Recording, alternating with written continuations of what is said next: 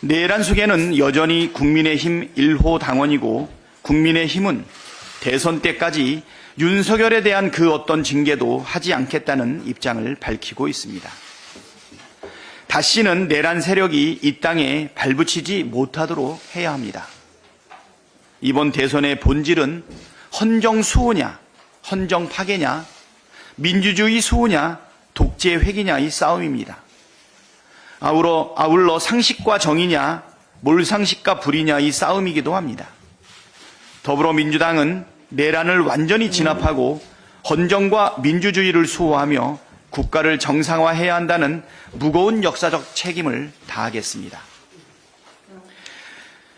6월 3일 대선 승리로 국민과 함께 123일 123 빛의 혁명을 완수하고 새로운 대한민국, 정의로운 대한민국을 만들겠습니다. 6월 3일 빛나는 민주주의의 승리, 위대한 국민의 승리를 이루기 위해 최선을 다하겠습니다. 거듭 말씀드리지만 국민의힘은 대선 후보를 낼 자격이 없습니다. 내란에 책임이 있는 정당이자 이번 보궐선거의 원인을 제공한 정당이 염치도 없이 후보를 낸다면 국민에게 심판받고 역사의 뒤안길로 사라질 것입니다. 내란 속의 대행, 한덕수 총리의 망동을 좌시하지 않겠습니다. 한덕수 총리의 대통령목 헌법재판관 지명은 권한 없는 자가 자행한 명백한 위헌, 위법 행위이자 내란 속의 윤석열의 지령에 따라 헌재를 장악하려는 제2의 친위 쿠데타입니다. 대통령이 아닌 임명직 총리는 헌법재판관을 임명할 수 없다고 헌법재판소와 국회 입법조사처 헌법학자들이 이미 결론을 내렸습니다. 그런데도 한덕수 총리가 이완규 지명을 강행한 것은 헌재에 내란숙의 대리인을 알박기해 12.3 내란을 연장해 보겠다는 불순한 음모입니다. 한덕수 총리가 지명한 이완규는 내란숙의 윤석열의 40년 지기 대학 사법연수원 동기로 윤석열 검찰총장 변호인이었고 윤석열 대선 캠프에서 법률 자문을 맡았으며 윤석열 장모 사건도 변호해 가족 변호사로 불리는 손꼽히는 친윤 인물입니다. 더욱이 12.3 불법계엄 다음 날 이상민 전 행안부 장관, 박성재 법무부 장관 등과 삼청동 안가에 모여 작당 모의했던 핵심 내란 공범이고 안가 회동 직후엔 휴대전화를 몰래 받고 증거 인멸을 한 내란방조 피의자입니다. 이런 헌법파괴 내란 공범 피의자를 헌법 수호기관인 헌법재판소 재판관에 지명하는 게 도대체 말이나 되는 소리입니까? 한덕수 총리는 오늘 당장 헌법재판관 지명을 철회하십시오. 민주당은 가능한 모든 수단을 동원해 내란 속의 대응의 책임을 묻겠습니다. 한간에 들리는 소문대로 한덕수 총리가 대통령 꿈을 꾸고 있다면 헛된 꿈이니 얼른 꿈 깨시라고 말씀드립니다. 우리 국민께서 또다시 망상에 빠진 헌법 파괴자를 대통령으로 뽑아줄 거라고 기대하는 것은 거대한 착각입니다. 헌법 수호, 내란 종식, 민생 회복과 국가 정상화를 하라는 국민의 명령을 노골적으로 거부하며 하지 말아야 할 일만 골라서 하는 한덕수 총리는 120년 전 을사오적처럼 역사의 죄인으로 오명을 남기게 될 것입니다. 내란 속의 대행 한덕수 총리를 그냥 둬서는 안 되겠습니다. 한동훈, 한덕수 공동운영정부 운운할 때부터 알아봤습니다. 마은혁 등 3명의 헌법재판관을 임명하지 않고 버틸 때도 알아봤습니다. 특검을 거부하고 내란 수괴를 비유할 때도 알아봤습니다. 한덕수 총리는 헌정질서를 유린하는 내란 주요 종사자입니다. 파면된 윤석열을 대신해 대통령 권한을 행사하는 것 자체가 국가적 위기입니다. 한덕수 총리가 대통령목 2명의 헌법재판관을 지명한 것은 54일 뒤에 선출될 차기 대통령의 권리를 빼앗는 것입니다. 지금 대한민국은 내란범을 파면시키고 나니 내란 대행자가 나라를 운영하는 꼴입니다. 국민이 선출하지 않고 국민의 선택을 받지 않은 국무총리는 헌법재판관을 지명할 권한이 없다는 것이 국민의 뜻이고 헌법학계의 압도적 통설입니다. 자신에게 없는 권리를 행사하고 남의 권리를 빼앗는 자가 어떻게 이렇게 해도 당당할 수 있는지 모르겠습니다. 내란 잔당들의 뻔뻔함에 국민의 분노가 치솟고 있습니다. 한덕수 총리가 불법을 저지르며 내란 수괴와 내란 잔당 등을 비호하는 이유가 무엇이겠습니까? 한덕수 본인 스스로가 내란 주요 종사자이기 때문입니다. 내란 수괴 윤석열이 파면됐지만 잔당들을 소탕하지 않는다면 두고두고 대한민국의 우환거리가 될 것입니다. 주불을 꺼도 잔불을 정리하지 않으면 산불은 다시 번집니다. 확실한 정리가 필요합니다. 더불어민주당은 좌교우면하지 않고 위법을 반복하고 헌정질서 파괴를 시도하는 내란 잔당들을 정리할 것입니다. 내란 종식은 아직 끝나지 않았습니다. 내란의 잔불을 제거하고 다시는 이런 어처구니 없는 일이 대한민국에 일어나지 않도록 확실한 법적, 제도적 장치를 만들어갈 것입니다. 한마디 덧붙이겠습니다. 한덕수 총리가 대선 출마한다는 설이 언론에서 회자되고 있더군요. 지금까지 한덕수 총리는 꽃가마 타고 꽃길만 걸었던 사람입니다. 과연 대선에 출마할 수 있을까요? 가시밭길, 피와 땀과 눈물이 있는 이 대선의 길에 꽃가마 타고 꽃길만 걸었던 한덕수 총리가 그런 결기와 용기가 있을까요? 한덕수 총리가 내란 대행의 길을 걷는 것 자체가 민심을 받지 않는 겁니다. 대통령의 길을 걷겠다는 사람은 민심의 길, 역사의 길, 국민과 함께하는 길을 걸어야 되는 겁니다. 그런 사람이 출마할 수 있습니다. 우리가 전장에서 지장, 용장, 덕장 이런 얘기들을 많이 하는데 지장, 용장, 덕장을 뛰어넘는 것은 민심을 받은 배짱 있는 사람만이 나갈 수가 있는 겁니다. 한덕수 총리의 그런 내란 대행의 모습으로는 민심을 얻을 수 없기 때문에 저는 절대 출마할 권한도 없고 권기도 없고 결기도 없고 용기도 없다 이렇게 보고 있습니다. 이제 민심의 길을 걷기 바라겠습니다. 과연 대통령의 길을 간다고 하면은 그런 민심을 받들고 민심이 어디에 있는지를 알길 바라겠습니다. 내란 대행의 길을 이제 과감히 끊기 바랍니다. 이상입니다.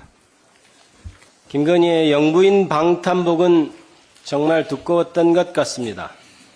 윤석열 파면으로 인해 김건희의 영부인 방탄복이 사라지자 검찰은 이제서야 김건희에 대해 출석 일정을 조율하고 있다고 합니다. 너무 늦었습니다. 김건희와 관련된 여러 가지 범죄 의혹과 증거는 검찰이 수사하고 수집하기 전부터 이미 세상을 돌아다녔습니다. 절대 권력자가 그 의혹과 증거를 아무리 억누르려 해도 마음대로 되지 않는 게 세상 일입니다. 그러나 세상이 다 아는 권력자의 범죄에 대해 한 발, 두 발, 세 발 늦었던 것은 늘 검찰이었습니다. 늦었지만 지금이라도 검찰은 제대로 수사해야 합니다. 이미 김건희가 공천 개입에 가담했다는 정황과 증거는 수사와 각종 보도를 통해 수차례 확인된 바 있습니다. 명태균 씨와 친밀한 관계를 유지하고 있다는 녹음 파일도 공개되었습니다.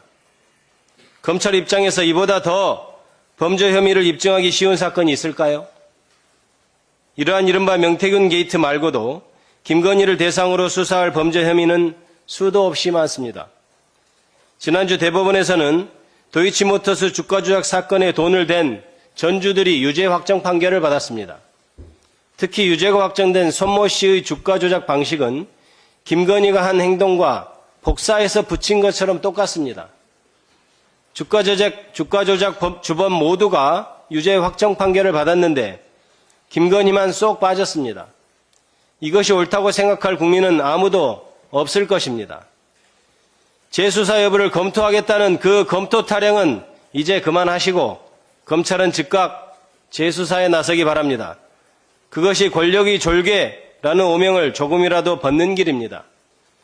검찰에 대해 마지막으로 경고합니다.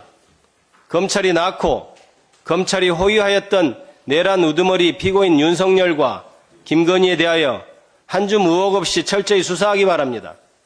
그리고 국민이 납득할 수 있는 결과를 내놓기 바랍니다.